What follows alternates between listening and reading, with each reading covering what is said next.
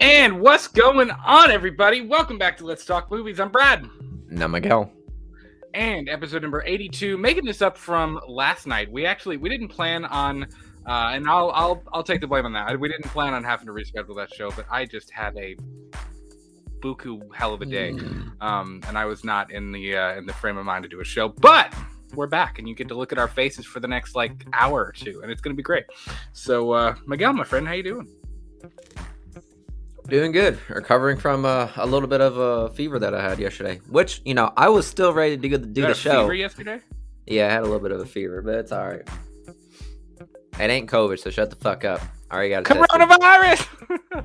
I already got tested. I'm good. Just, a little bit of a fever, but it's all good. Yeah. But, I was still ready to do the show, unlike my boy right here. So I was not ready to do the show. I was not. So, and it's funny because you made a good point. Like, when we tried to do our episode on Stranger Things Volume 1 of Season 4, we had all kinds of weird technical difficulty throughout. Yeah, that one was my fault. I'll be dead ass serious. Like, for some reason, like, you notice how my setup is different? It's because the outlet on my right just went and it shut everything off my computer. And I texted my boy and I was like, I ain't coming back on to set up and everything else, like, get everything hooked up. It was not going to be the right amount of time. And I was already annoyed because, like, I live in an apartment. So, like, that's a maintenance order I got to make. So it wasn't worth the trouble. So I was like, you know what? Yeah. I'm going to take a nap. Because that solves everything. If you're having a bad day, it really is. If you're having a bad day, either eat some food or just take a nap. I mean, either one does wonders. So listen, we're talking Stranger Things tonight. I'm convinced that it's Vecna just trying to stop us from talking about the truth behind what's going on in Hawkins. Why? He already won. What's the difference? Well, he did. What's he mad about? So yeah, Shouldn't be mad about anything. It's fair, man. Lots to talk about tonight. We are going to talk Stranger Things Volume 2. There will be spoilers if you have. Let's be real. I think most people have watched it. Am I right? Most people have seen it by now. But if you haven't, you had a 4th of July weekend, and a lot of you are already mad at this country enough. So you're just gonna watch. You're not gonna celebrate. You're gonna watch the 4th of July. So, or you're not gonna watch that. You're just gonna watch Stranger Things. Yeah. So you should have caught up by now. I know, but we're also going to talk. I had to add my my boy toy in the left hand corner. My boy toy, because of course we're going to talk some Halloween ends tonight as well. A little bit drop, nothing crazy, nothing new. But are we going to be talking about what I think we're going to be talking about? Because I saw news. Why you think we're going to earlier today? What do you think?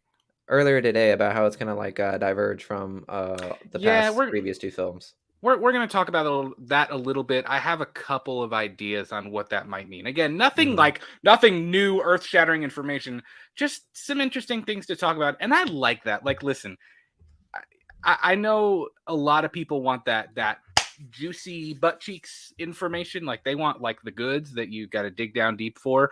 But I actually really like that most of the talk around Halloween Ends is speculative. Yeah, it's just all speculation. Like, it's not any. And I know there are people that have legit info, and that's cool. But I like that we can just kind of sit and just guess. You know what I mean? And talk about it in that way. Shoot the bucket and whatnot. Yeah, that's better. I'd much rather do that than pay $15 just to hear something about a movie that I'm gonna pay $12 to watch. Yeah, well, what I mean. And we're also going to do the same thing about Stranger Things. There's a little bit of I guess you'd call it an update. Not really kind of about Stranger Things. We'll get there. More about the Duffer brothers and what kind of they're doing next, and some things they've said, not only about the 5th and final season of Stranger Things, but also kind of their creative direction, where they're going next and what they're doing. I believe there's a Stranger Things spinoff happening, and I'm kind of why? Why do we always have to have a spinoff of something? It's because it's going to make money. We know why. But so yeah, I don't know. But yeah, it's gonna be a good time. So, a couple people moving in the chat. Draco, he says hi 7 Draco. times. What's going on, man? Nice to see you in here. And then Rosalita, what's going on, Rosalita? How are you? She says it doesn't matter, Miguel. She's far away. Doesn't matter. I'm far away. Oh well, sure. Okay, cool. Oh, hi from far away, Oh, Rosalita. because of your power probably and Oh your yeah. little outage last time. Rosalita also says these episodes were long, dude. They were so. I told we got together and we binged them, and I was like, dude, this. I feel like we just watched like an entire season in and of itself. Like it was like 4 straight hours of just nonstop like rocking your entire brain. Yeah, that is true. And Which I got a I theory. mean, it was just I crazy. have an idea as to why it's like that. I assume pandemic was what the cause of it because if you Oh well, notice, yeah, like yeah, between like the first part and the second part, you could definitely tell there was an age like yeah. gap between everyone Hmm. there. Like everyone looked like at least like a year or so older. I was like, "Fook." Yeah. Yeah. So, Oh, Rosalita said because you were sick. She's far away. Oh, well then you're sick. oh, Rosalita, you're all right, golden. good You're deal. not. Yeah, you're We safe. listen. My wife already had the COVID is. I don't know why I just said COVID is, but she already had COVID. So and I never got it. So I'm lucky. Knock on wood. Now I'll probably have it like tomorrow. Then I don't know. But so be it. So let's talk Halloween ends to kick us Okay. off. Sound good? Again, not a whole lot of Halloween ends news. But again, a lot of what's going on is speculatory. And I appreciate that. I appreciate that we can just kind of shoot the shit about it and, um, and not necessarily know everything going in because I think, let me take this away from it. As we have talked about before with Halloween Kills, I know you enjoyed it. Julia, who actually, like my wife is not a big Halloween fan in general, but she loved 2018. She thought it was awesome. And then going into Kill, she was excited. And then Kill, she was like, she actually said at one point, "Is this supposed to be satire?" I think it was at the point where Vanessa kicks the door open and she acts like, or like she hits the door or whatever, and she shoots herself. But I think the fact that I had such high expectations going into Halloween Kills made it a little bit harder for me to wrap my head around what they did and to wrap my head around the fact that it didn't go exactly the way I was expecting. Yeah. So are you changing how you're going into Halloween Ends, Miguel? Or are you kind of going in the same way that you went into Halloween Kills? Well, yeah, obviously my mindset's definitely changed because of, all of the reports that we've had that it's going to be much more toned down. So, I'm much more interested in not necessarily like wanting to watch a shit ton of gore and all that stuff. So, like, my mindset's definitely changed in regards of like what atmosphere am I expecting in this movie. So, yeah, I'm kind of diverging away from like, the fucking war zone that we got. Yeah. And you're frozen.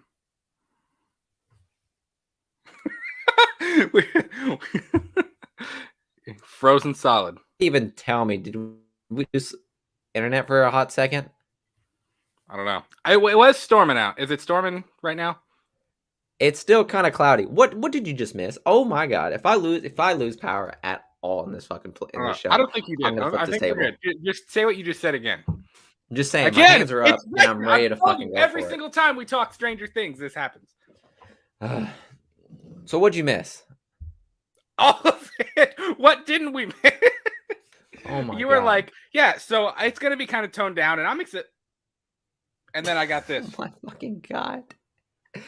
All right. Well, I guess to be a short version of it because I thought it was a decent comment. I'm expecting just a toned down Oh version, man. just more stockish, more creepy and eerie, in the night. I fucking hope so. If most of the stuff happens at 4 o'clock in the afternoon, I'm gonna be pissed off. So I mean, there you go. That's all I gotta say about it. Yeah. So let's see what this article says. So John Carpenter teases Halloween Ends will be a departure from the first two films in the new trilogy. Celebrated filmmaker returns as composer alongside his son, Cody Carpenter, and godson, Daniel Davies. That's a beautiful picture of the man himself. Love it. It Love it. certainly is. I hate that you can still see his pupil, though. That kind of bothers me. I don't like that. I can't see it, dog. Yeah, you can a little bit. It's Just, bigger on my screen. oh, Uh, okay, just with your all right. eagle eye vision. This is coming to us from Sci-Fi. Dropped, I think, around 11 a.m. As of doing this live show. When Michael Myers returns to the big screen this fall, don't expect the same old slasher fest as the previous two installments in the rebooted Halloween trilogy, directed and co-written, by David Gordon Green. Sci-Fi Wire recently caught up with John Carpenter over the phone to celebrate the 40th anniversary of The Thing.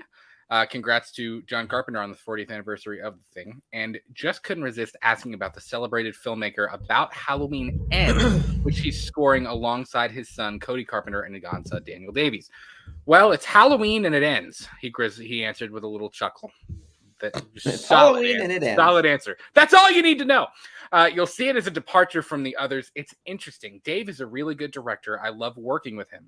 Carpenter didn't elaborate beyond that, though it's already been confirmed that the film takes place 4 years after the events of Halloween 2018 and Halloween Kills, both of which unfold on the same blood-soaked evening. And believe me, damn, it was blood-soaked. Jamie Lee Curtis and Andy Matichak are slated to return as Laurie Strode and granddaughter Allison, respectively. While story details are under wraps, it's probably safe to assume that the plot revolves around the remaining Strode women setting out to kill the Shape once and for all. Principal photography on Ends concluded earlier this year with a poignant Instagram message written by producer Ryan Turek. Gordon Green, who shares the screenplay credit with Danny McBride, Chris Bernier, and Paul Brad Logan, spoke with Sci-Fi Wire last year and admitted that it left to his own devices, he'd continue the franchise indefinitely. Now let's pause there for just a second. The article does say likely, the plot is likely about the Strode women trying to track down Michael and trying to find him after the events of Halloween 18 and Halloween Kills. But if you look at, we just dropped a couple of Halloween Ends updates throughout the last couple of days, and it's actually a part of a bigger show that we did. I just split that episode up into little bits and pieces, little bite-sized pieces, so you can chew them and roll them around in your mouth a little bit. Just kind of roll them and let them get soft on your tongue. I hope that made you queasy. I hope y'all heard that. They did. No, but viewer and on Twitter, we had talked about that, and he had said, again, take it with a grain of salt, but he had said this film is not necessarily going to be another Laurie has to go find Michael before he kills that, or before he kills someone else. You know what I mean? This is going to be a different kind of movie than that. Which is interesting. And there's the whole cave dwellers thing, and there's, we've already had talk that it's going to be different. And I have a couple of theories that I'm going to save for just a second on how that could be different, or on how Halloween Ends could be different from the rest of this chronological timeline, being 78 and 18 and Kills. So let's keep reading here. I'm trying to restrain myself, this is David Gordon Green, and behave and wrap it up in a conclusive way, he added, because if I took it as a personal opportunity for me to play with the characters and the world that John Carpenter and Deborah Hill created, I want to make it very contained and controllable.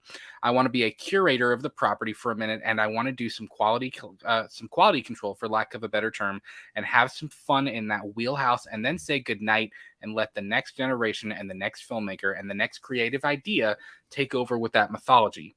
Even if the director was offered the opportunity to make Halloween movies, he'd have to respectfully decline, as his hands are about to be incredibly full with the trilogy of Exorcist films coming exclusively coming to Peacock in the near future.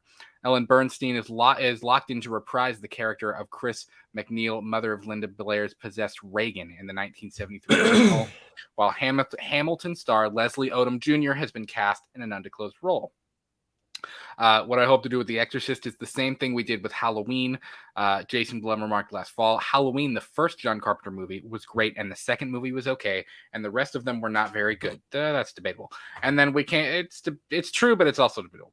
And then we came in and kind of rejiggerated it, and people liked it. So I hope we can do the same thing with The Exorcist. Of course, we couldn't let Mr. Carpenter go without touching on the subject of that Big Trouble in Little China reboot hailing from Tremaine Johnson, yada, yada, yada, yada. We already know. Oh, shit, really? Damn, cool. Yeah, that's happening. So good old Dwayne. I swear to God. He's got a movie, it's going to have Dwayne in it. It does. I'm telling you, every single new big blockbuster, if The Rock is attached to it, it's going to be massive. I mean, how else do you help yourself in the polls, in 2024? So I know, right? Nevertheless. So my thoughts, and you can tell me what you think. Let me know in the comments how you guys think Halloween Ends is going to be different. But My initial thought, and I've heard this from a few different places, Fandom Empire, Sean from Fandom Empire has mentioned this. Viewer Anon had mentioned that they're going to be more interested in the boogeyman aspect of Michael and less the human, how we saw him in Halloween Kills, where we kind of saw him. Like, we got the moments where when he kills the old couple in their house, and he's taking the knives and he's like it's almost like he's playing with his food, like he's like experimenting on like what's doing what or whatever. But we saw the method to his madness. I'm thinking in Halloween Ends, Michael is almost going to be a side character, and I don't mean side character. I think his presence and the fear that he has caused is going to be almost a character in and of itself. But actually seeing him, I mean, there's been a rumor going around, of course, whether it's true or not, I can't attest to that, but that we don't actually see Michael until like 45 minutes into the movie, which I'm okay with. I'm okay with him kind of being in the shadows, and you don't really get a good look at him until, further in the film. I think that's kind of cool. I think keeping him in the dark, kind of playing around with, again, that he's there, he's not there, he stalks, he watches you, he's hiding in the closet, he's where you can't see him, and then he just pops out, does his thing, and he's gone again. I think playing I know, but like playing with that thing, and with that kind of the vibe and the mood of how they handled the character and the original. I think that's largely how Michael is going to be different, and how this one is going to be much different, because let's be real, I mean, especially in Kills, less than 18, but still pretty much, we got to see a lot of Michael. We got to see a lot of Michael doing what he's doing.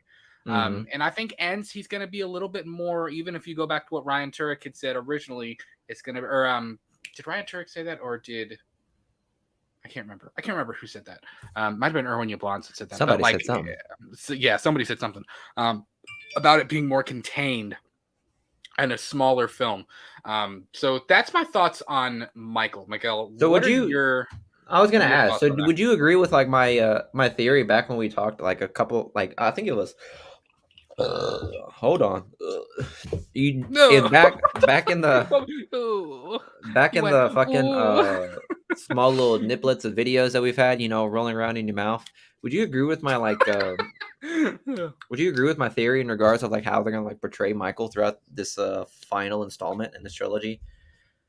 In regards of like how they're gonna try to like sweep what Michael did in Halloween Kills like under the rug. Like Sheriff Barker is gonna try his damnness to hide it under the rug. Well, I don't know if it's as much hiding it under the rug, but like, even some of the behind the scenes pictures of, we've seen behind the scenes images of billboards with, people missing, and things like that. And some of the images we've gotten kind of make Haddonfield look a little more, not deserted isn't the right word, but I could imagine, what I could see is I could see a lot of people leaving the town.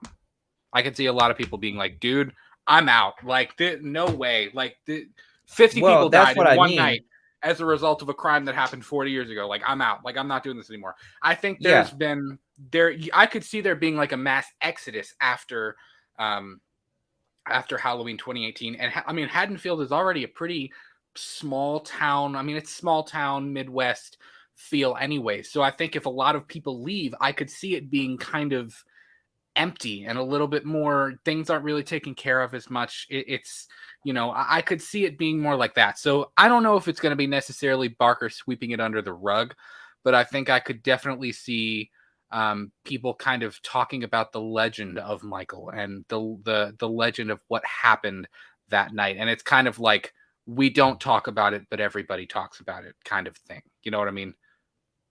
See, I feel like you're not giving Sheriff Barker like enough credit right now, because this man literally is like he's going to lose his re-election unless he does something.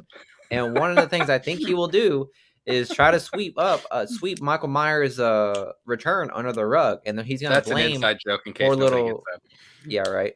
He's going to try to blame everything that happened on Trevoli, the individual that died in the not in the helicopter, but he pretty much pulled a Die Hard. I don't see how you could though. Because nobody, everyone that's like came into contact with Michael Myers. Who's came in contact with Michael Myers? They're either dead or their last names are Strode. Fair, but you also have Fair. to think. I'm also thinking there's a portion. There's nobody. The main group have yet to see Michael Myers like in full daylight. If they have, they're already dead. Right. And the only people that I know that could are the Strodes and not Brackett. Is it Brackett? No, Hawkins No. and Hawkins. Those are the only Hawkins. ones that have seen But Hawkins is in Michael Myers he was in the alive. hospital though. He and Laurie were I know, both in but the he hospital. knew. I mean, he But didn't. he knows that Michael Myers is out, and Laurie That's and the fair. Strodes know that Laurie is out. So those are only people that actually know that Laurie is out. That Michael Myers is out and about. Everyone else just thinks that people are dying. I think they'll So know it's Michael. I don't think I that's don't. I don't think they're gonna, because if you do that, then you're pretty much like making it.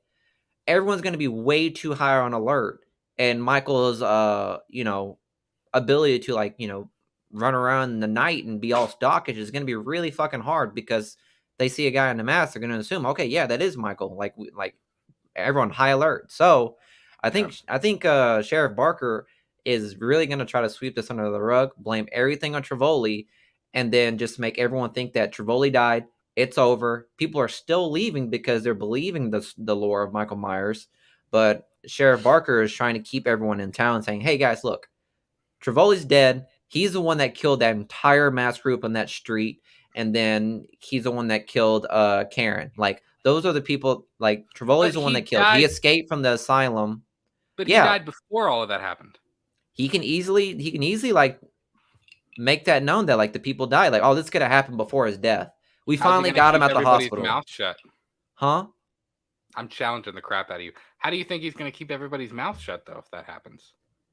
There isn't many people. Yeah, and that's one of the things going to piss off. And that's one of the things going to piss off Laurie Strode and Allison, is the fact that it's like, bro, Sheriff Barker, you are literally lying to everybody. And then Sheriff Barker is going to blame Laurie on the whole chaotic venture. Like, oh, this is Laurie's fault because everyone was following Laurie. Because Anthony Michael Hall is dead. I mean, he's dead. So blame all of their deaths on Laurie. Say, hey, Laurie created this fucking protest. She's the reason why all these people. She's partially one of the reasons why all these people are dying. So Sheriff Barker is literally going to do a total damage control on Haddonfield, and obviously Allison and Laurie and like what's the other legacy character supposed to be coming back? What's her name? Lindsay. Yeah, Lindsay. Yeah, Lindsay Wallace. All the three of them are gonna have to try their best to like disprove Sheriff Barker's accusations and try to tell the world that like Michael Myers is out there, which gives Michael Myers everything you want: stealth, his lore, and fear of his presence. It's going to keep all of that into play, and that making Halloween Ends much more scary and much more ominous, because people still don't want to believe that Michaels is out there. Yeah, so I think they will blame Trivoli. It's an interesting theory, and yo, what's up, J-Dad? He says, yo, it's spooky time. It is spooky time, my friend. It is spooky time. Here's the thing. I think largely you have an interesting theory. You really do. I don't know if the whole Barker trying to brush it under the rug thing is, I don't know if I agree with that. I think I lean towards not agreeing with that. But what I do agree with is this idea that there is like the fear of what he did and the fear of this concept of the boogeyman. And the reason I used the term legend earlier is because, I mean, you know how things, I mean, it's how things, misinformation grows and spirals and things like that. And I think people are going to add to the story, say things that weren't really true. I mean, it's the gossip thing people do about myths and legends and things like that. And I think even after this mass exodus out of Haddonfield, if that really is to happen, again, all of this is purely speculation. But, you know, I think there will be kind of this cloud of people are always looking behind them. People are always scared. People are always, it's always that cloud in the back of your head. Like, what if he is still out there? Because I think it's going to be the same kind of thing like what we got in Halloween 4 and Halloween 5, where it's like, okay, Michael is gone. He's I could see a lot of people being like, dude, he's an old man. He was shot. He was stabbed. he had the holy crap beaten out of him. Like there's like he Mm-hmm. killed Karen on his way out and then walked off in the ether and died. Like I could see a lot of people being like, he's an old man, he's dead. And then maybe the people start going missing and things like that, and then it's like, oh, like wait, whoa, whoa, whoa, whoa, whoa, whoa, like, you know what I mean? I could see it being that kind of like just this cloud of fear around Haddonfield. But the one thing, and the thing that a lot of people are not talking about, the biggest question I have in terms of many of the theories I've heard and read about Halloween Ends is there is a very crucial moment in time that we don't know about yet. And that is the moment that Karen dies, is standing in Judith's room at the windowsill. And the point where Halloween Ends will begin. Where does Halloween Kills end, and where does Halloween Ends begin? Because I mean, are we going to get a little bit of, because there was the deleted scene where Laurie calls Karen's phone and you see Karen's phone ringing and it says unknown number, and Laurie just it's weird to think of him answering a smartphone. Like, has he ever even seen a smartphone before? He's been in prison for all of his life. But like Laurie hears him breathing on the phone, and then Laurie says, "I'm coming for you." She walks out of the hospital, and that was the original ending, and they cut that. I'm thinking maybe they cut that because they're going to use that for the beginning of Halloween Ends. Maybe I would love to know in the fight scene in the CinemaCon trailer, I would love to know what clothes Laurie is wearing. Because if Laurie is wearing the same thing that she wore, I know it's something skimpy. No, I'm kidding. If she's wearing it's that yoga outfit she had on in that 80s movie with John Travolta. JLC comes in to fight Michael. She's in like a palm tree bikini with a thong or something.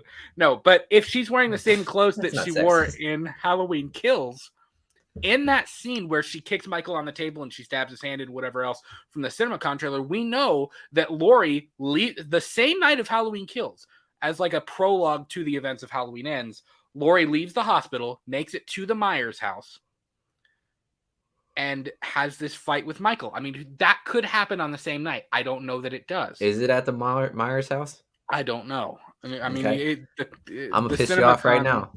I'm gonna piss you off. So this is what happens. Why? Laurie finds Michael. They have it out at the Myers house, and same whole shtick in the trailer. And Michael has his hand like stabbed to the table, and Laurie's about to do the finishing blow, and then police come in, and it's Chief Barker, and she takes down Laurie, not seeing Michael, and Michael gets away. And then Chief Barker I could see that. throws her into an insane asylum for that 4-year time span that's supposed to fucking happen. I don't think she's going to be in an insane asylum. I don't think anything crazy. I don't think we're going to get a Halloween resurrection with Laurie. She gets out 4 years later. She gets out 4 years later, and that's what it cuts to. It cuts to Haddonfield, Illinois, 4 years later, and Laurie Strode is just out of the insane asylum, and then she's got to go through all this shit that I just said.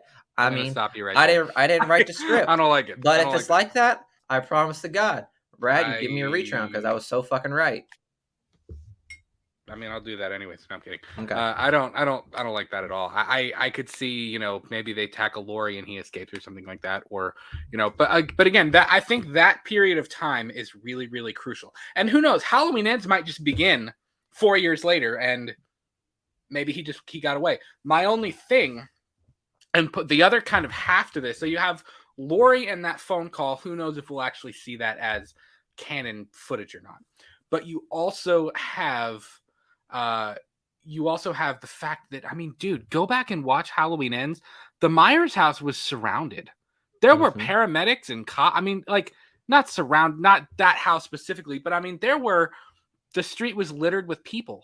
I mean, how did he? I mean, again, suspend your disbelief.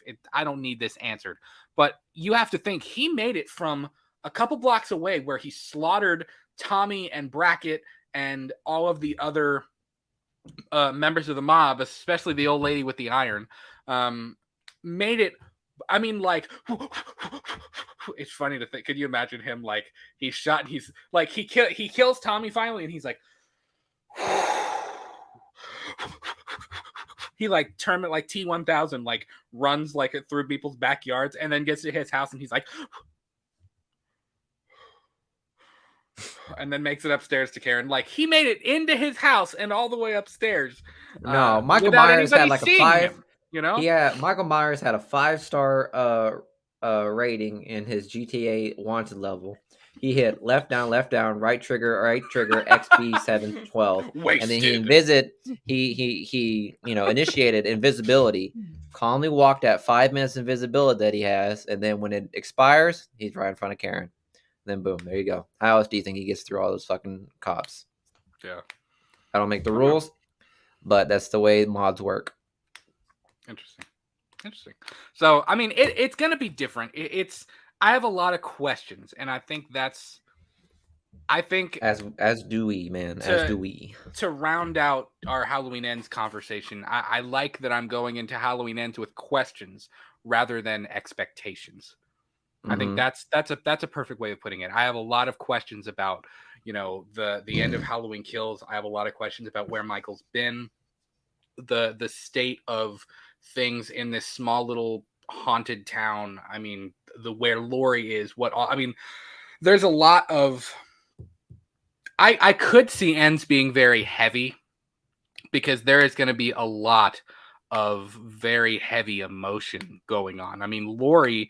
The whole, because a lot of people forget, the idea, like, Dave McRae has mentioned this a lot too. Like Laurie, you have to remember, Laurie has spent all of her life thinking that he is sitting in a jail cell thinking about the day he can like get his hands on her. Oh yeah. When meanwhile, he really hasn't. Hawkins humbled her. Everything really is pointed to the fact that he doesn't even care. I mean, he might care about her now. I think now he probably realizes who she is. But at first he didn't escape going like, Laurie, like, you know what I mean? He escaped going like, wow, I'm gonna kill everything in my way. I gotta go home. I want to go home, and I want to go home. He's like the dog you wish had, when they ran away, like they just automatically want to go home. No, that's Michael Myers. He just wants to go home. Yeah. And now Laura's gonna have to grapple with the fact that Michael wasn't really interested in me, but because of me antagonizing him, my daughter's dead. Simple as that. I know. So, well, I mean, she's gonna have to grapple with the fact that maybe Karen's the reason Karen's death is her doing. Partially on her, yeah. And listen, Karen did agree to fight. I mean, she wanted to fight. But I mean, that even kind of brings you to Allison. You have what's going on with Laurie and all of her trauma and everything, plus our other legacy characters. But you also have Allison. Allison lost both of her parents, plus her boyfriend, plus one of her best friends, who tried to awkwardly hit on her, like moments after she dumped Cameron.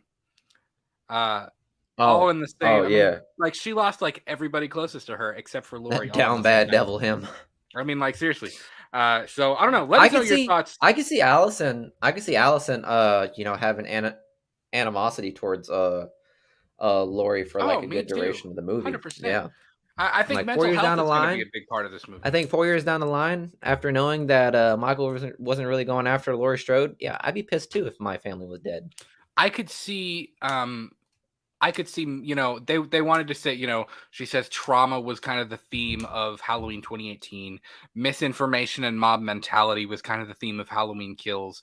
I could see mental health kind of being the big theme of Halloween Ends and how this has affected not only Laurie and Allison and Hawkins and all of our main cast members, but also the entire town of Haddonfield too, and how it's affecting your everyday Joe who's never even laid their eyes on Michael Myers, So it's going to be interesting, guys. Let us know your thoughts on Halloween Ends in the comments below. And remember, this is all speculative. We're just speculating. We're just having fun talking about what we could see for Halloween Ends. So please leave us a like. Let us know your thoughts. So that's our Halloween Ends talk, man. And by the way, I forgot to say this earlier. if you are doing anything on Saturday night, if you have plans Saturday night, cancel them. No, I'm kidding. Because Saturday night we are joined by Mike and Jay of We Watched a Movie for episode number 15 of Purely and Simply Evil. We're going to talk Dream Warriors. It's going to be a good time. We're going to talk Elm Street 3 Dream Warriors, and we are also going to talk some Halloween Ends as well. It's going to be a good time. Really excited. It's going to be a grand old time. It's going to be a grand ole Opry of a time. Miguel, what are you drinking? I haven't asked you tonight, and it just dawned on me when I looked at mine. It's a cup of coffee, dog. And by the way, you're on mute. Oh, I hate you. I thought you meant I was actually on mute. I was like, I've been going for 36 minutes and I'm on mute. I'm actually trying to get rid of some. I'm moving in a couple months or a couple weeks actually. I'm trying to get rid of some of the. That's soon. No, the open bottles of liquor I have. So this is a Sprite. Just because you're moving doesn't mean you need to drink all your liquor, dude. I That's know. Really I mean, fucked up shit. Honestly, though, I have like this much in bottles, and I just need to get rid of the bottles because I'm over having like a little bit of liquid in my cup. How about to say, dog? You being stingy with your liquor, dog. You just got if you got that little bit left, just pour that in there, man. Just so that's what I did. I did the can of Sprite and I put 2 shots of that mango habanero whiskers, that whiskey in it, and there was like a little bit left, and I was like, I'm gonna go heavy on the pour. So I'm gonna go a little heavy on the pour. Yeah. Let me just do the whole thing here. Jaded says Saturday's gonna be epic. Can't wait, dude. We can't wait too. It's gonna be a good time. Bring a friend. Also bring an alcoholic beverage. It's gonna be a nice long hard show. It's gonna be great. We may not wear pants. I don't know. I'm not wearing pants right now, so I mean, I don't. There's nothing different over here. It's like you can't even speak for that. Yeah. Rosalita says, speaking of Elm Street, they really paid homage to it in this season, dude. 150%. Yeah. And I actually want to talk about that with Stranger Things in just a second. But J-Dead says the under over on Brad getting his words mixed up on Saturday is 7. Nice.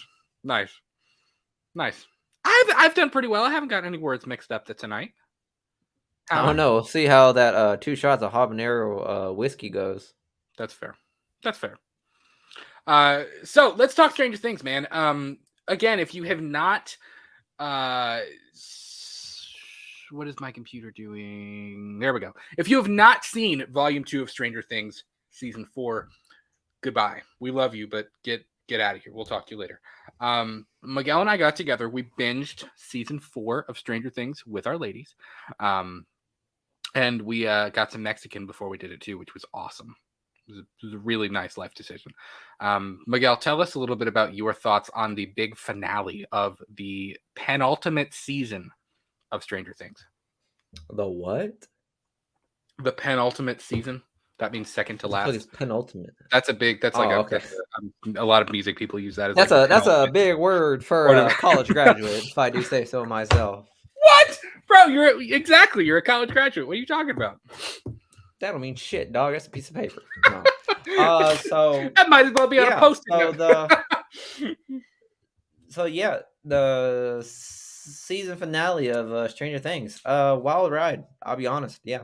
It was a whole lot of fun. I'm literally talking way too low of it. It was fucking awesome. I'll be honest.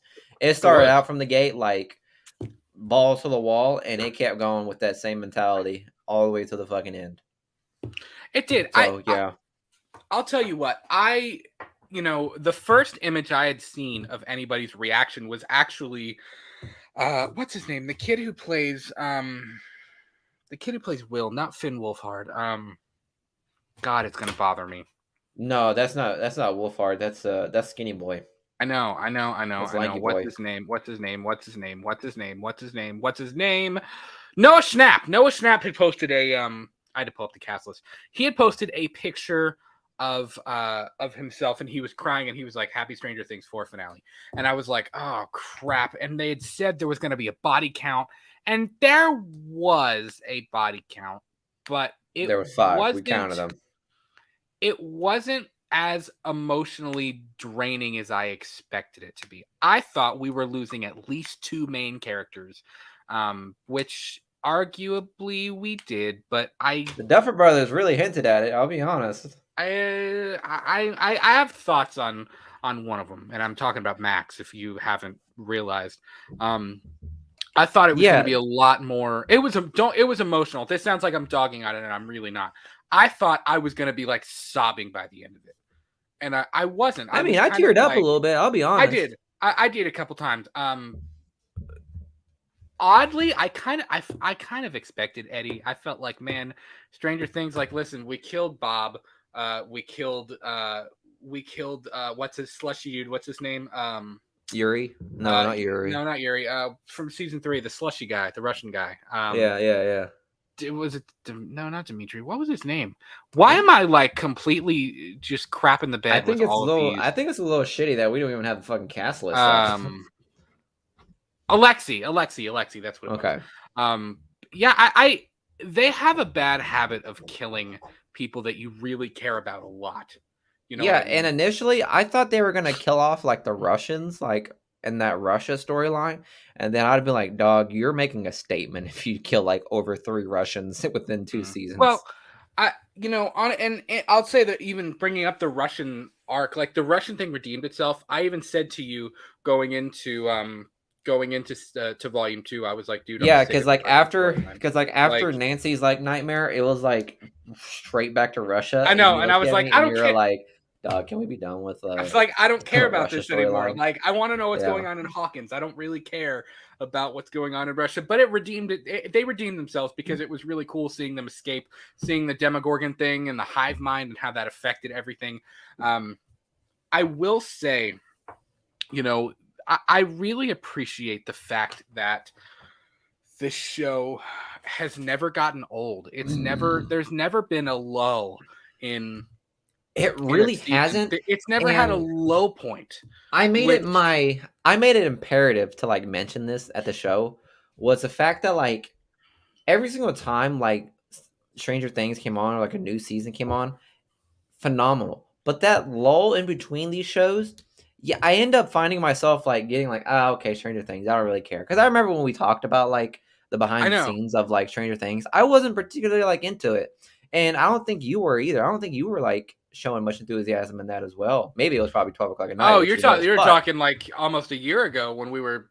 Yeah, when we were talking about the behind the scenes, like we weren't really all that excited about it.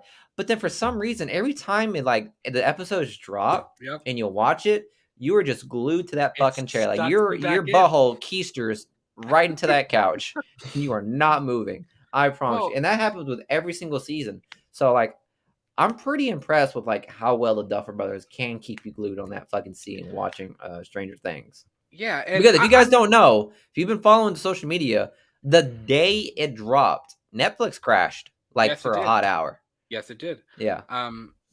It would, and maybe we can do it on here. I don't know. One of the goals that I have is to go back and rewatch it from the very beginning before season 5, because I'm not going to lie. I mean, little things came back to me, and of course you have the gist of it, but it's been so long since Stranger Things 3 was out. I kind of had a hard time getting back in the mood to watch. I mean, now, of course, like you just said, when it drops, you're glued to it and it's like it sucks you back in. But I do hope there's a little bit less time between 4 and 5, just because it's like it's hard for me. I can't speak to anybody else, but like it's hard for me. I'll be honest. Keep that momentum going. I want to watch that. I'm looking forward to it, and it's just like you watch other things, you forget about it, you get invested in other shows and other movies, and life goes on without it until it comes back. So I do want to go back and rewatch it because there's a lot of things that I forgot. I forgot season 2 existed. I kind of forgot what happened in season 2. I had to go back. Yeah, I'll be honest. I know. I knew that. That's something we've talked about doing, J-Dad. Is doing like a rewatch before season 5. I don't know how we would structure that or what exactly that would be insane. It'd be insane, but it'd be doable though. It'd be doable. Listen, I've thought about doing it. We could rewatch an entire season with. Yeah. I know. It'd take me 2 years to do it. Yeah, we'd have to do that in a summer. I know. That we're doing right now. But yeah. It would, that's maybe for along lines, or down the road. But I would like to do even if listen, whether it's on the show whether it's me personally, I do want to do a rewatch because there's a lot of things that I've forgotten. And there's a lot of things I think this is all coming full circle. From the moment that Will felt the back of his head and turned around and looked up, and it all kind of, like, even Will talking about now that he's back in Hawkins, he feels Vecna and he feels like the danger, and he feels the upside down now that he's here. Like, and I got a theory about that too. I know, and we're listen. Save your theories. We're gonna talk as soon as we're done, kind of doing our review of Volume 2. We're gonna talk our theories of what we think is gonna happen in the final season. So go ahead, throw your theories in the chat in just a few minutes. I said, don't call their theory shit, man. Damn. No, we're good. Well, we're gonna talk about what you talk about. How much you took up? We're gonna talk about it. I'll tell you, I expected Eddie's death. I was kind of shocked that we went the Max route.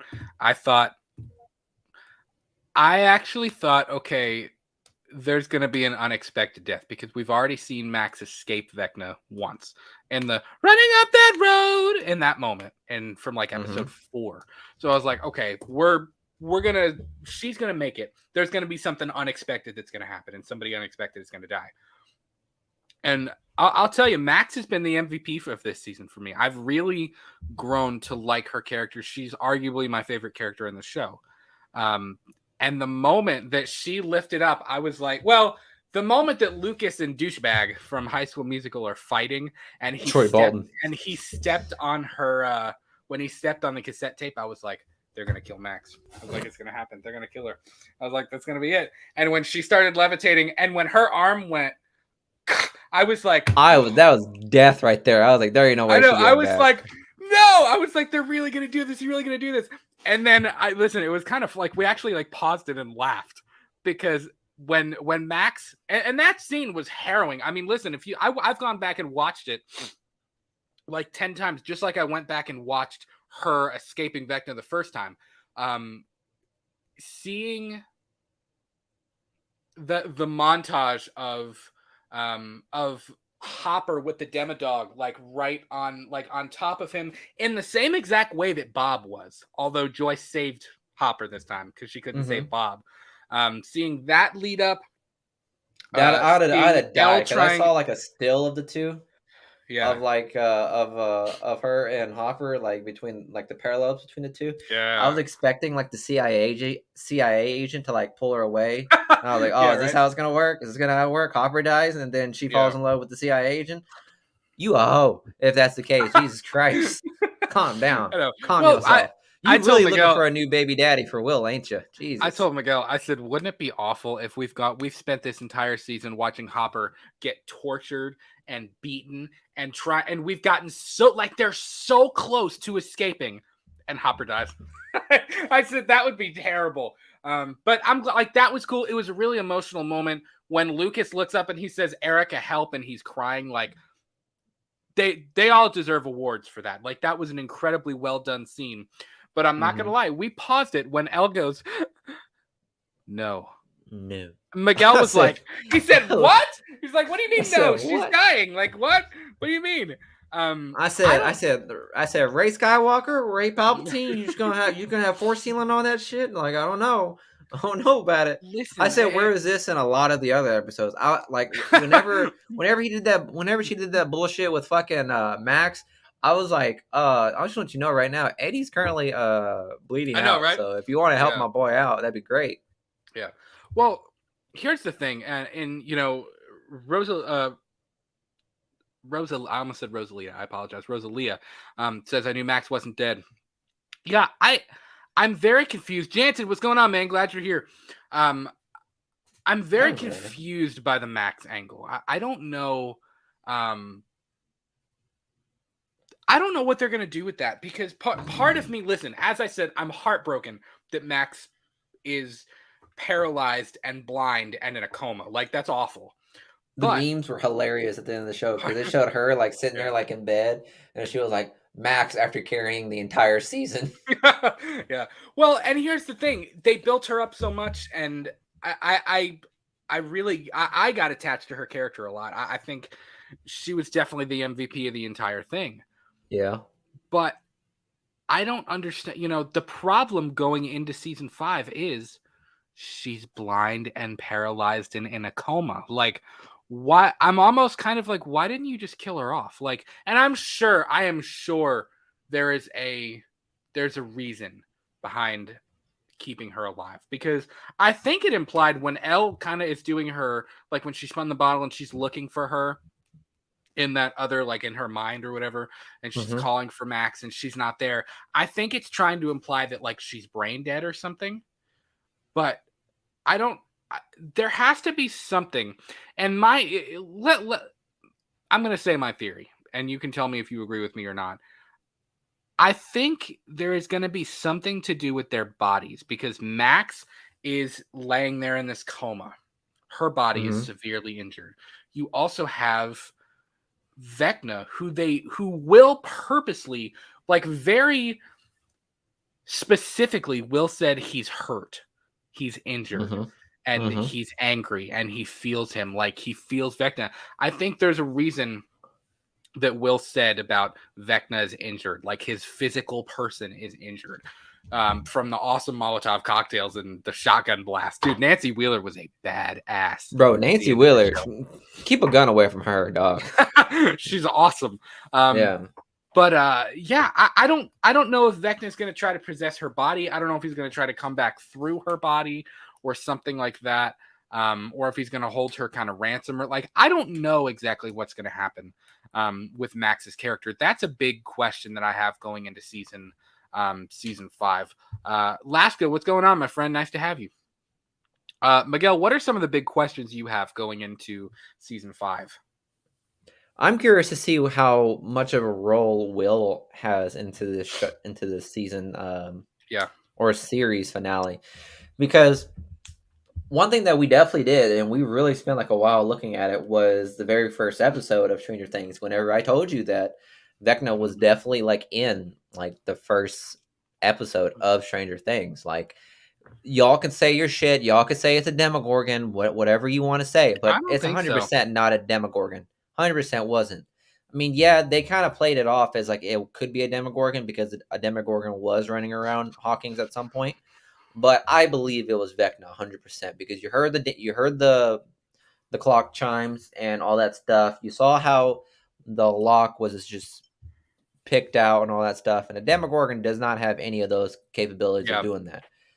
So, with that being said, I 100% believe Vecna was at Hawkins in the very first episode of Stranger Things. Now, Yeah. what I'll say with my theories, because of everything that's happened, is that now that Will said that Vecna is hurt, or his physical body is hurt, it's damaged, I think Vecna is really going to pursue the idea of possibly, what's it called?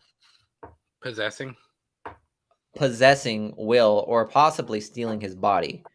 because His body. I think that was the initial thing that they were trying to do in the first episode. I think that's going to be like the idea they're going to present, because when in the first, I feel like in the first series, Vecna was trying to find a host to get his body to a host to transfer his Yeah. consciousness into Will so that he can leave and be, in the normal world and still wreak havoc as a human being. Because Right. obviously Vecna is just he's just a ripped up rubber tire, like at this point. Like that's pretty much what he looks like now. Well, So I think he's gonna try to I think he tried to possess Will so that he can use his body to wreak havoc on the world and get revenge on Papa and Eleven and all that stuff. But now that he's now that he's officially got, the Upside Down into Hawkins, combined, I think and now that his body is actually damaged, like he can't really use it, I think now he's gonna pursue that theory more so in this final season, is try to get Will's body. yeah, and I agree with that. And there have been little clues. Like we went back, and as soon as we finished the finale, and we were talking, the four of us were sitting there, kind of talking about our theories and kind of what we think might happen. And we were, I'm not a Reddit person, but I did hop on Reddit a little bit, and I was reading some of the theories and the ideas on there. I do think that Vecna has been there the whole time, and I've seen, there is the clock ticking, and at one point, Will is curled up singing a song when he's stuck in the Upside Down. Like, there are little hints to the fact that Vecna has been around longer, and I've seen a lot of people say, "Oh, it doesn't look like him." When Will falls off his bike, and you kind of see this creature like doing this. But the Demogorgon doesn't move like that. And again, in season 1, we had no idea. But again, part of the reason I want to go back and watch is because I want to go back and see, like, what else is there? Like, what other little Easter eggs, what other things are there that we're not seeing? You know what I mean? Yeah. So yeah, I don't know. Because like the Duffer brothers have said, like they've had this entire 5 seasons planned out, like from the first start. And obviously, when Stranger Things came out, it was like fucking 2015. Okay, technology's still grown since then, since the past 5 years. And I think you can also suspend your disbelief a little bit if, to those of them, or those of you out there who think that, the creature that, I'm not talking about the Demogorgon, the creature that we saw the silhouette of, the Mind Flayer didn't look the like Mind no, Flayer? no. The creature, when Will falls off the bike and you see the creature in the middle of the road, they're like, oh, it doesn't look like Vecna. But even if you look at the season when Henry is taken into the Upside Down and we see him looking at the Mind Flayer and the two of them look at each other and like he does look burned and he looks transformed, but he also looks like himself still. There's a little bit of Henry left in there. You know what I mean? He's not all Vecna yet. He's not all gross, burn up looking tire.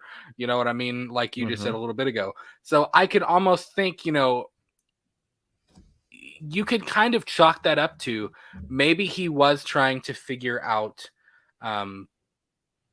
maybe he was trying to figure out a way to get back into the real world. Maybe he was trying to figure out a way to possess Will, and that's how Will was taken. Like, you have to think Vecna probably knows more about the Upside Down and more about what he can do in the Upside Down and his powers there in season 4 than he knew in season 1. So I think that's kind of something to consider too. He wouldn't look the same. He knows more now. He's probably more powerful now because, of what he knows and what's happened. So it's really, really interesting kind of thinking about the Vecna thing. Also, I wouldn't be a fan if I didn't bring it up. The Halloween references in this one were awesome. The fact that Eddie had the Trick or Treat Studios Myers mask on. It was just one, and it was the same mask that Max had in the 3rd season. Yes, but also the fact that Vecna falls out the 2nd story window. Oh, and then yeah. they come out and he's gone. That was a Halloween reference too, which is pretty cool. So yeah, that was kind of cool. I definitely think that. Also, I knew when Nancy was like firing those buckshots into fucking Vecna's sternum, I was like, yeah, he's gonna fly right out that window. I knew that for a fact. I didn't think that. I actually thought there would be more of a struggle from him. I'm not gonna lie. I thought there'd be a little bit more of a battle there. And they the way he was getting thrown off.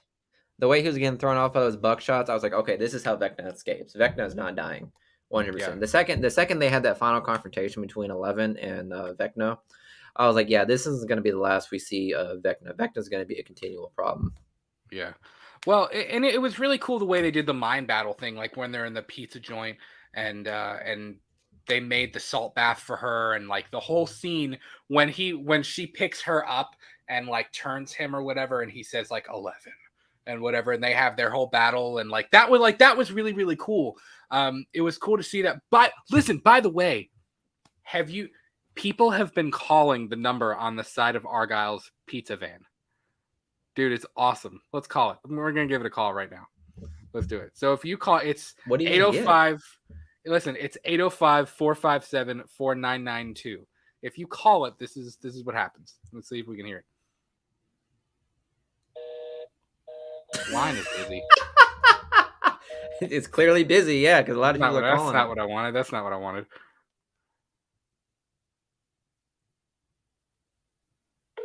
Doing it live. This is Argyle speaking. We make everything fresh here at Surfer Boy except for our pineapple, which comes from a can. Oh, can you hold, dude? Muchachos, I just got another order before this dude on hold called. It's super specific, like weird specific.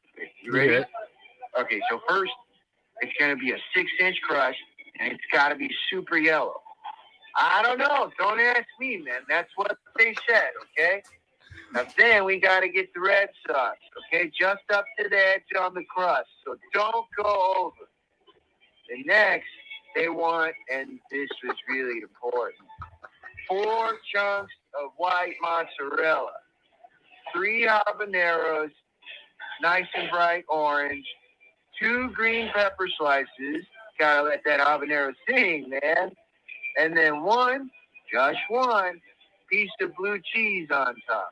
Now, I know it's strange. Blue cheese is damn near mold, but hey, have you tried it? Try before you deny, bro. Okay, that's all I got. Did you get the order? Yeah? Cool. Okay, sorry, bro, Chacho. Thanks for waiting. Muchacho. Up. I love Argyle. Cool. He's great. He said you got to let that habanero sing, bro. He was a cool character. I liked him, and he was. I don't know. At first, I was kind of like whatever, but he grew on me a little bit. I liked his character. Let's talk about the ending a little bit, because it did. Another thing that I did appreciate is we got the battle, we got the build up. A lot of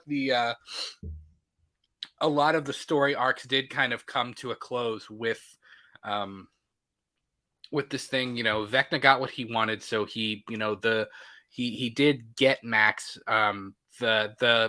The Halloween or the Halloween Kills little tidbit of dudes trying to go after people, which, dude, High School Musical boy got wrecked. He got wrecked. Like we were sitting there watching it, and when he just got absorbed by the upside down portal, everybody was like, "Oh!" And Max's bones all fuck is that we didn't react much to Max's body being fucking twisted, mutilated, right? Yeah, but then poor old Troy Bolton got fucking split in half by the upside down. So we were like, I know, right? Shit. So. Yeah. Rosalia says, was Argyle trying to channel Spicoli? He was trying to channel his inner Spicoli. Fast Times at Ridgemont High. That's such a good movie. J-Dad says, Brad, you still didn't order some pizza though. Shake my listen. Bro, their distance, their range is pretty far. They go from California straight to Hawkins. I know. They go from California to Indiana in a flash. I'll tell you, it was also funny seeing like everybody leaving Hawkins at the end, and then the pizza van. You were like, "Who the hell ordered pizza?" Yeah. But I appreciate that the end of this season feels bigger.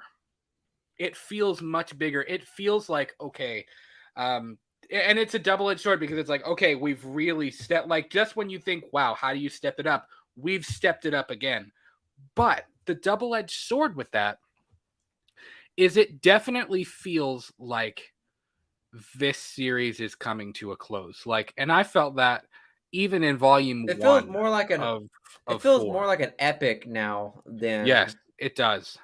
Than this small little contained story about these 4 kids. You know what I mean? Mm-hmm. And it's grown, and that's good. You want it to grow exponentially to a point.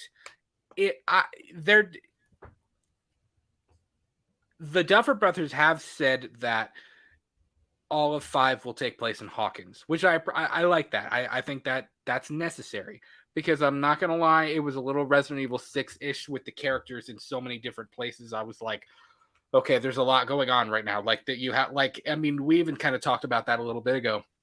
Yeah, I was going to say that too. And it pissed me off the most, because when I finally realized that, upon Eddie's death, I was like, dog, my man never got to meet Ed. My man never got to meet 11. I know. Look, cool. Argyle was cool. Argyle had a great first time meeting 11, but Eddie meeting 11 would have been so dope. It would have been awesome. Because he's all Dungeons and Dragons too. So I know I would have enjoyed that. I would enjoy that scene so much more. But, I know it would have been really, really cool, man. But it was hard for me, you're watching Elle and Vecna fight and throw each other into walls and do all this crazy telekinetic shit, and then it cuts to Russia, and it's like, dude, wait, like take me back there. Like I want to go back, you know. I thought Hopper versus the Demogorgon was like pretty dope. I'll be honest. I was like, first off, when is this a D&D game where like the fucking super weapon emerges out of nowhere? Because where the fuck did that sword come from? It's like, listen, it's like the moment that you always talk about with Resident Evil, where it's like you have this crazy battle, and then suddenly there's a rocket launcher. And it's like shining there's in the distance. Always like, a rocket launcher at the end, and it's like, got a rocket launcher. It's going to save the day. Rosalia says, yes, Miguel, we were robbed of that moment, talking about 11 meeting Eddie. We certainly were. Man, we were. And that would have been a really cool thing. Although I think Eddie had a very good arc. Like Eddie could have easily just kept running, and he would not have been a fucking bitch. He was like, I didn't run this time. I was like, bro, but I think it would have been a good idea to run, dog. I'm just saying. I know. You would still be a hero with running. I'm just saying. Yeah. Well, and like, but I will say, Eddie's final moments was by far one of the most metal thing I've ever seen. Oh yeah, it was same awesome. as Dustin, the most metal shit ever. He went out when he said, "Chrissy, this is for you," and he broke that pick and he started playing Masters of Puppets. Oh my god, did I literally lose my shit? Because I was always wondering, like, what song are they gonna play? Like, is it gonna be like a rendition of "Run Up That Hill"? Is it gonna be Final Countdown, or is it gonna be something like that, or Separate Ways, or like, is it gonna be something like? But then they went hardcore with like fucking Masters of Puppets. I was like, it was awesome, fire, and I should have known because. In the beginning of the this episode, in the beginning of the first episode, when Nancy was in the dream, and she was like, we need music, like Blondie, David Bowie, Beatles, something. We need music, and then he looks at me, he's like, and it has literally Metallica, and he's like, this is music. So like, I love the fact that like they pretty much they pretty much told us like what song was gonna be played at the end. And also, that guitar came out like the fucking sword in the Demogorgon fight. It was just like hanging up on the wall, shining. He says, "It's destiny. It's hung up on my wall for this very moment." Like the fucking bazooka in Resident Evil. It's like that's Eddie's final ending right there. Yeah. Well, and he did. Listen, he served a purpose. He had a really good arc.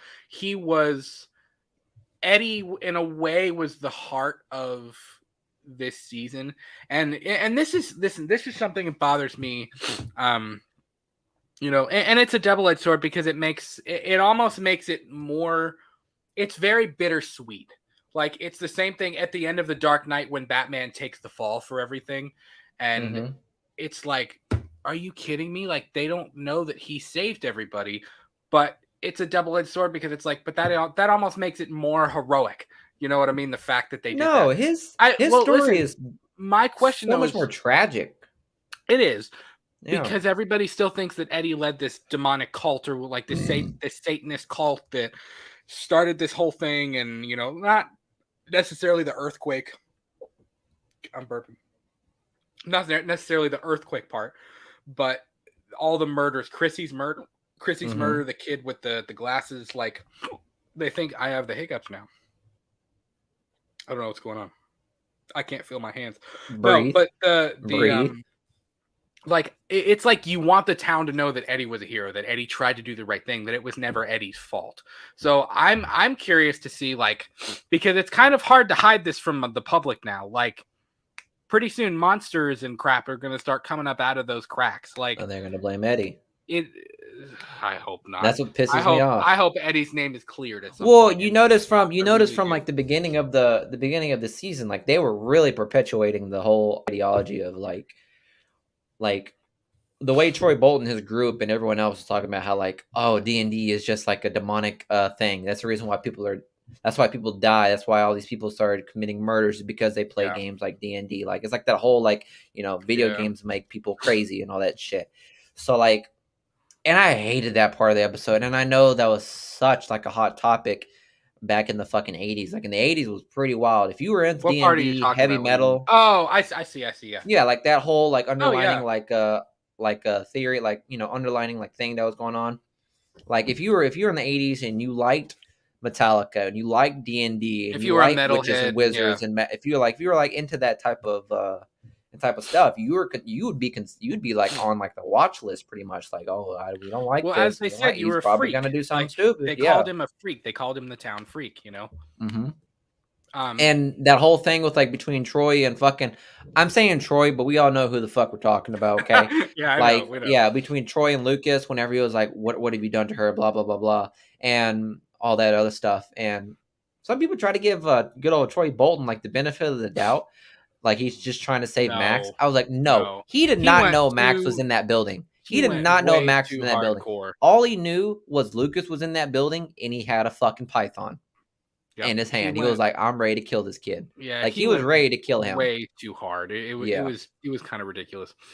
Sierra says, "Did you know that sword was used by Arnold Schwarzenegger in one of his movies?" I did. Conan. That I was love you used so in much. Conan the Barbarian. I Yeah. love you. That's such a great Yeah. reference. You haven't even It is. have you even seen Conan? If you haven't, I'm impressed. So I'm impressed with you, hon. Yeah, I love that. I noticed that whenever. When did Conan the Barbarian come out?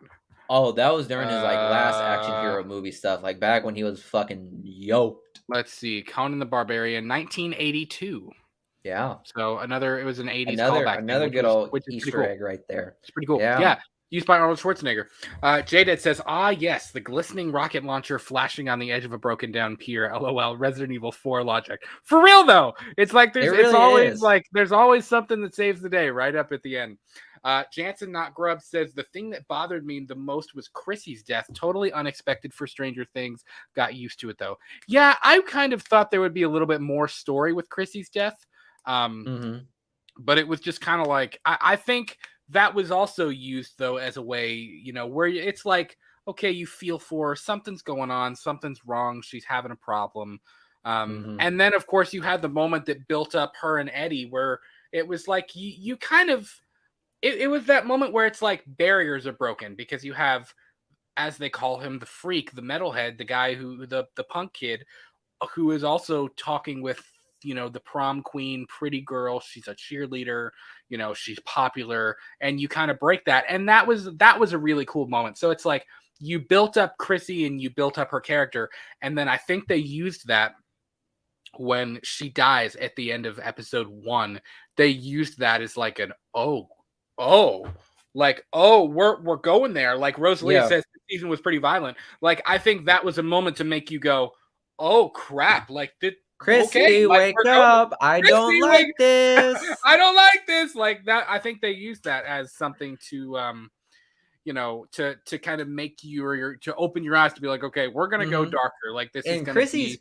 Chrissy's death, which was like the very first one. Chrissy's death being the very first one reminded me of like the first movie, the first Nightmare on Elm Street, where like I thought the first girl that was like going through these nightmares was gonna be like the final girl, but she ended up being the first one to get the fucking glove. So like Tina, it was definitely good old Tina. So I wasn't necessarily surprised by Chrissy's death. I was much more surprised to find out that the Duffer brothers actually like kind of regret her death. Like they thought she needed like after they finished writing this film, they said in multiple interviews that like, hey, like Chrissy's actually she probably could have been a bigger character. We just, didn't really think of it at that time, and she just needed to be one of the 4 deaths that happened. And you notice the 4 deaths that happened were like complete like rando characters, like didn't really have like the other kid that, had that trauma of killing someone in a wreck. And then you had one of the football players that died. And then obviously Max. The 2 that were most important was Max and Chrissy. And Max's story obviously got more elaborated because she's obviously like a core member. But I feel like Chrissy's death could have been elaborated much more. Like her death could have like, been much more explained. Or like her reasoning behind her death could have been much more explained. The other 2, I could see they could have died. They died at the right amount of time that I expected. But Chrissy's death was definitely one that I was like, oh shit, this is like within the first episode, wasn't it? Yeah. I was like, it was it was the last thing we saw in the first episode. I do think it was a lot for impact and to just make you go like, oh, this is different. We're going to go there this time. J-Dad says, light a candle, burn some incense while some Boys to Men plays in the background, then smash that like button. I love that. You heard him, folks. You heard him Take your first. clothes. I mean, just light a candle, burn some incense, and put some Boys to Men on, and then hit the like button as much as you can. Do you know who Boys to Listen, Men are? yes, hit it like you're playing Resident Okay. Evil 4 and you got that controller and you're like XYZ square double. That's what you're trying to do. Rosalia says the roller rink scene was intense. Yeah, it was. And it makes sense. Like I had said this when we talked Volume 1. Oh yeah, if you're it really hit the heart, it hit the core on bullying too. Like don't. Well, it makes sense because the kids are older, the show is older and more seasoned. I think it goes with the territory that the arcs, whether it's the violence and the storyline with Vecna and the fact that he kind of like we got this whole big plot twist because this season took with Brenner and Owens and Elle and Henry and Hawkins' lab and everything like the stuff with Vecna being Victor Creel's son, like it took everything and like everything that we know about Elle and her history and Brenner's work, and it tossed all of that and threw it on its head. You know what I mean? Mm-hmm. And that was creative, but a lot of the arcs were a little bit more mature, and I think that again it goes with the territory of them being older. They can handle more mature arcs. Not that they couldn't when they were young. That's not what I mean. But I think it makes sense that they're getting older. Now, what's interesting is that there's going to be, and it's really interesting. We didn't really talk about the way that this season ended, but the Duffer brothers have said there's going to be a time jump between 4 and 5. Now, we don't know if that 4 months, is that 4 weeks, is that years? Who knows? I don't know why I was saying 4. Nothing is pointed at 4.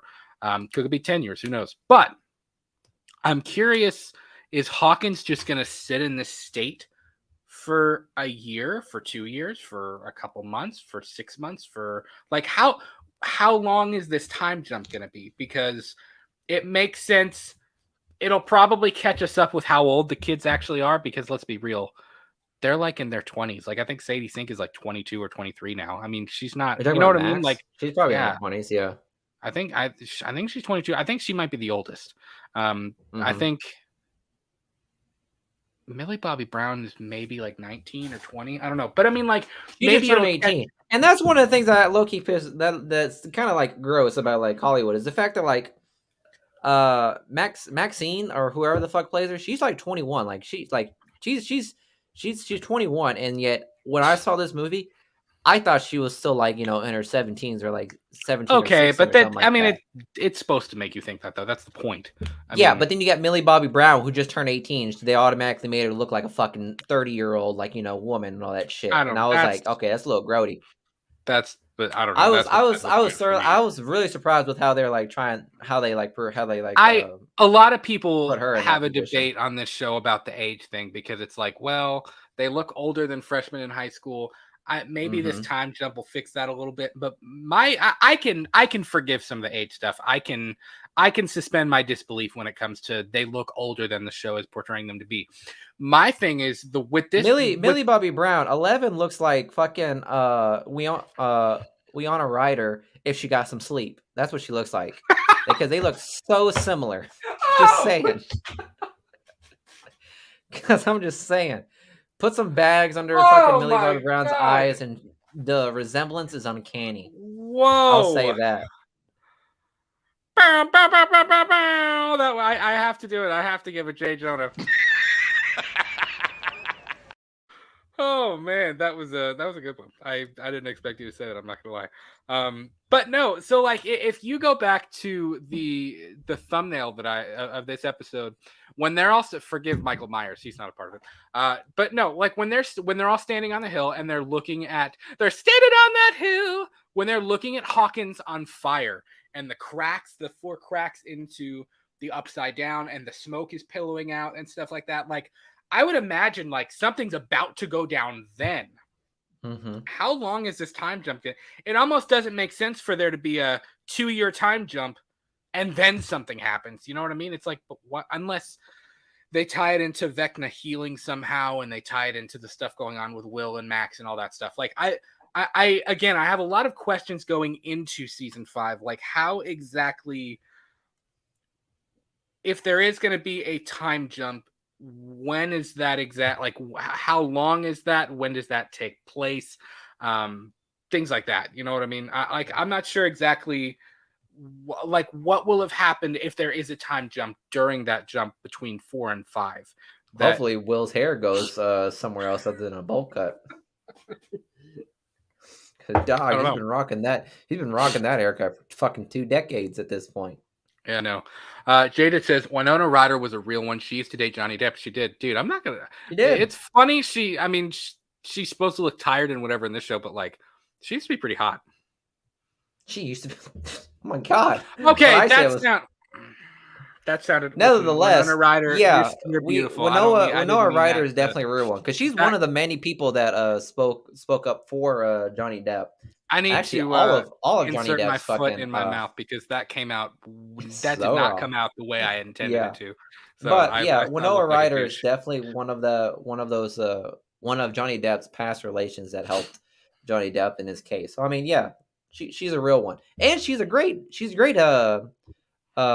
actress. I mean, all the way up to her early careers because she played as a girl in Beetlejuice too, if I'm not mistaken, right? Listen, she's great. Winona Ryder she's been awesome. Yeah, and she is beautiful. Don't get me wrong. I didn't mean that to be whatever. That David Harbour, don't come find me and like break in my house and kill me. Jaded says before the stream's over, just wanted to call it now. Halloween Ends trailer dropping July 22nd. 99% sure. Could be. Hey, do it 2 days before my birthday. I'll be happy with that. Sure. Could be. I don't know. I have no idea. I'm still thinking that week. What is it like? I gotta look at a calendar. I'm still thinking that 2-week window next Monday through the 22nd. That's my window of time. I don't know what day. I don't know what time. I don't know when. That's kind of when I'm thinking it'll be.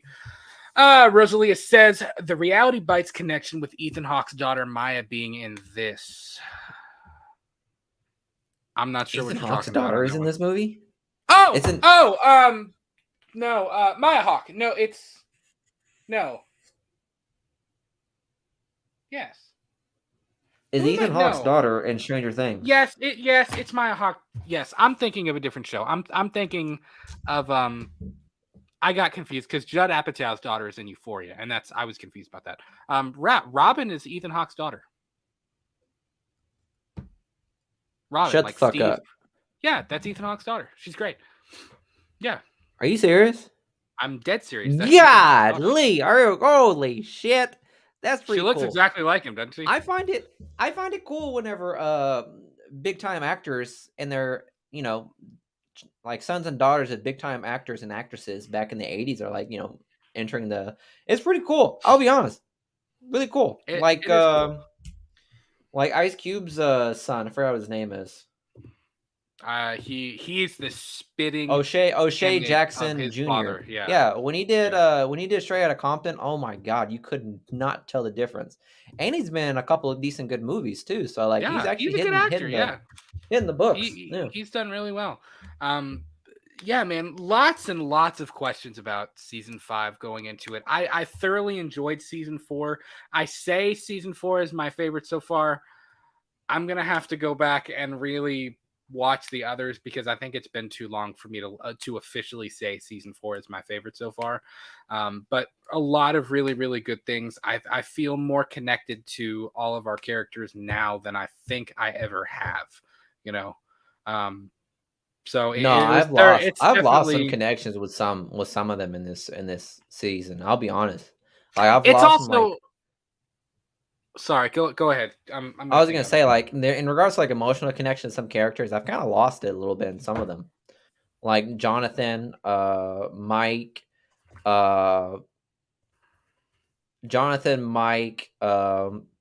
pretty much. I would say Hopper to some degree, and let me think who else. No, that's pretty much the other 3 I can think of right now. As compared to previous seasons, yeah, I would say I've lost some connection with them. I'd say season 3, I definitely felt the connection on everybody. Like I thought season 3 is probably one of my favorites. I'll have to rewatch it again too, just like Brad said. But I would say like season 3 and 4 are pretty much around the same for like what I consider like I like the most. because season 3 had very like deep 80s vibes as Oh, it compared to did. season 100%. 4. Yeah. Yeah. Well, it was the whole 4th of July, that whole 4th of July thing. And it felt Yeah. 80s summertime, the thing with the mall and the movie theater. And it felt very 80s. But yeah, man, I definitely, I think part of, and I have seen people who are like, they felt less connected to Jonathan and to certain people. But I also think that because there are more characters, like, another thing More that I hope. characters to kill off, pretty much. I I think know, that's right? their. I think it's the Duffers brothers' way of not killing off main characters was Yeah. sidelining these main characters, presenting these new characters that you fall in love, and just throw them into the fucking meat grinder. Millie Bobby Brown had some comments about the Duffer brothers in regards to that as well. I didn't know if you knew that. I know about the killing Yeah, people thing, and they basically yeah. said, like, if you don't know, she had. I think it's loose. I mean, I think they all have a pretty good It was. relationship with each I'm other, sure it but was just a joke. yeah, but Millie Bobby Brown had said, like, she feels like the stakes are kind of lessened because they won't kill more people off, and they were kind of like, this is not Game of Thrones or The Walking Dead or something where somebody's got to die like all the time to keep the stakes up. You know what I mean? Like, it's it's a different kind of show, which I kind of agree. I understand why she's saying that, but I also think there's ways to build stakes more than just killing people off. You know what I mean? There's ways to raise the stakes, like the thing with Hawkins, like where everybody is involved now. Like that's a way of raising the stakes. So lots of it. I think the stakes have been raised from season 4 without a doubt. Yeah. Jansen Not Grub says best character ever is Argyle. He's perfect. Well, dude, he makes awesome pizzas and he just smokes some of that palm tree delight, bro. I feel like I feel like he was just there because they were in California. Like as soon as I knew they were going to be in California, there had to be a pothead in that fucking. Right? There had I know, to, right? like, without a doubt. That's like the thing. Yeah.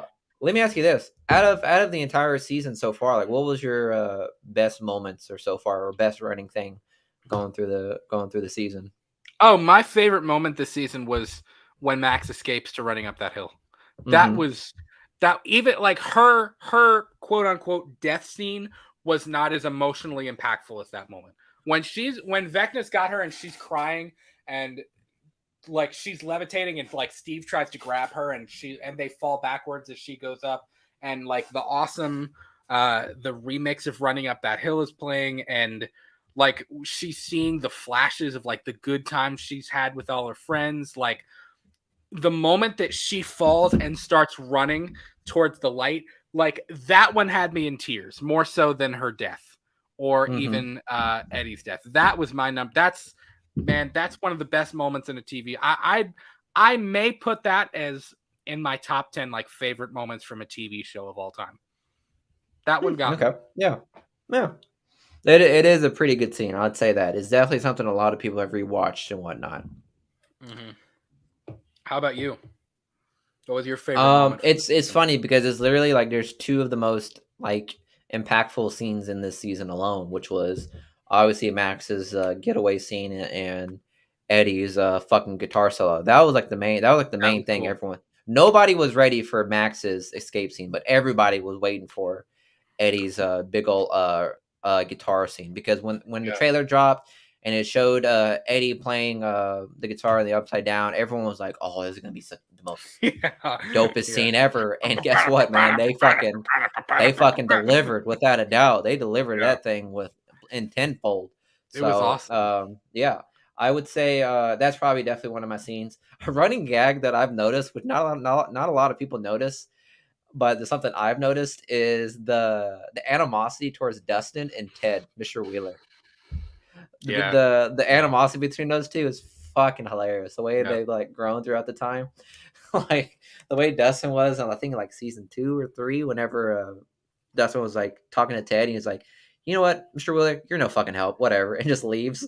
And the way Ted is just so fucking like tired of these kids. It was like all those that whole like bickering between the Ted and Dustin, just comedic gold. Well, this is something that is kind of unrelated to what you're talking about, but it is semi-related. Like another thing that I love it when TV shows or movies reference things that happened in the past, like in other episodes or other entries in a franchise, just because it makes it feel more connected and things like that. But I really, really liked that they went back and explained how Will was able to do the light thing in season 1. You know what I mean? Like it's moments like that the Duffer Brothers have done so well with this show, because it feels like the lore is being built rather than we're just moving on to the next thing all the time. Like it feels like we're building piece by piece this universe and this world. And I really, really appreciated that. I thought that was a really cool moment that they revisited the thing with the light and how you can communicate to the real world from the upside down. I thought that was really, really, really cool. And speaking of the Duffer Brothers, this is a little bit of an update. Netflix had posted these on Twitter a couple hours ago at 1:15. The Duffer Brothers have formed Upside Down Pictures, a new production company through which they will develop film and television projects as part of their overall deal with Netflix. Here's a sneak peek at a few of the projects that are currently in development. An all-new live-action television adaptation of the renowned Japanese manga and anime series Death Note. Cool. An original series from creators Jeffrey Addis and Will Matthews, Dark Crystal Age of Resistance. I don't know what that is. A series adaptation of Stephen King and Peter Straub's The Talisman to be created by Curtis Gwynn. And then a live-action Stranger Things spinoff. I thought I missed one. Maybe I did miss one. I don't know. A live-action Stranger Things spin-off series based on an original idea by the Duffer Brothers. I think there was one more, though. Let me see. Maybe I didn't add it on here. Give me just a second, guys. Yeah, there was one more. So we had the Stranger Things related things. There is a live-action Stranger Things spin-off series, which I have a theory about in just a second. And there is also a new stage play set within the world and mythology of Stranger Things, produced by prolific and multi-award-winning producers Sonia Friedman and Stephen Daldry, The Crown, Billy Elliot, The Reader, and Netflix. Daldry will also direct. So we're getting a stage play set within the world of Stranger Things, and we're also getting a live-action spinoff. Now, here's my theory about the spinoff. If you remember in season 2, when Elle leaves and she goes and she finds her other telekinetic peeps, maybe this spinoff will finally be about them, because we have never uttered another word about that since the time this show literally since the time this show or since that moment happened in season 2, we have never uttered another word about that.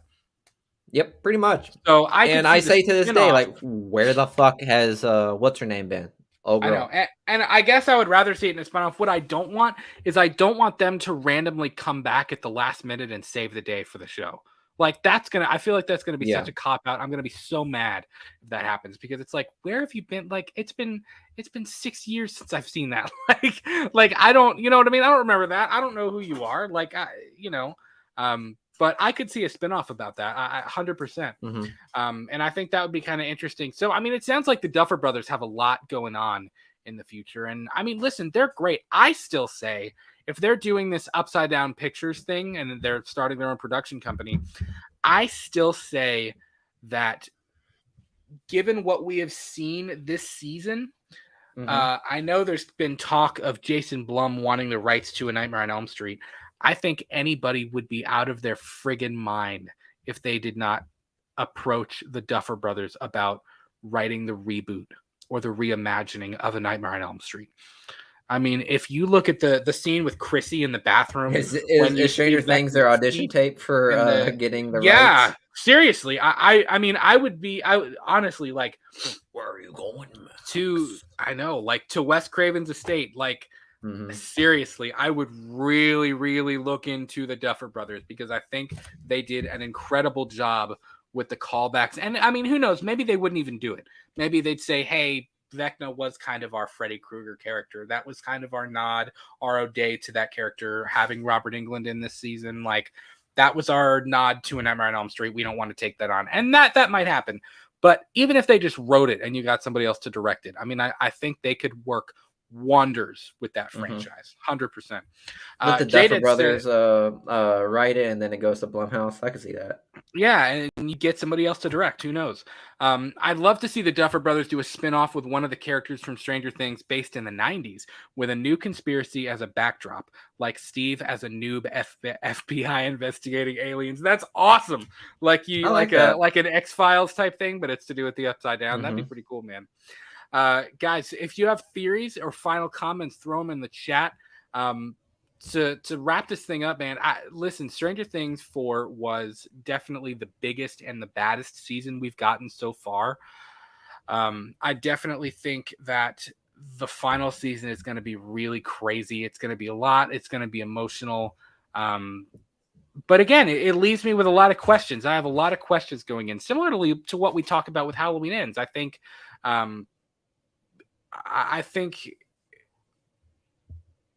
it's interesting, kind of the parallel even between those two things. Like, I'm going into both of those things with a lot of questions that need answering, and I like that. I like that this, while Volume 2 did wrap up certain storylines, it also started new ones, and that's something that this series has always done. This series has always woven, and it makes sense because, like, the Duffer Brothers have said that they planned this entire franchise and this series out from day one. Like, they knew how this was going to end when season 1 dropped, which is cool. Yeah. And I think it shows, especially like in those moments, like I talked about a minute ago, when you explain Will, how he communicated from the Upside Down, and you talk about events from the past and things like that. Like, I think it makes sense.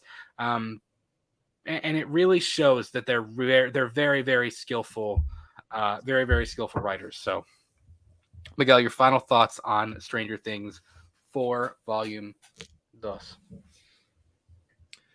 -6 out of 5. I'd say I'd give it like an 8.9, honestly. If I had to rate it. It's like a 9.5 for me. I mean, it's top notch. It is top friggin' notch. Might even be a 10. Who knows? Hopefully season 5 can step it up a whole lot more. Rosalia says this series has one of the best intros. It really does. It's got a great. I'll intro. agree with that. Yeah, that next to like Daredevil. Yeah, it's probably one of the best. Daredevil had a good one too. You're right.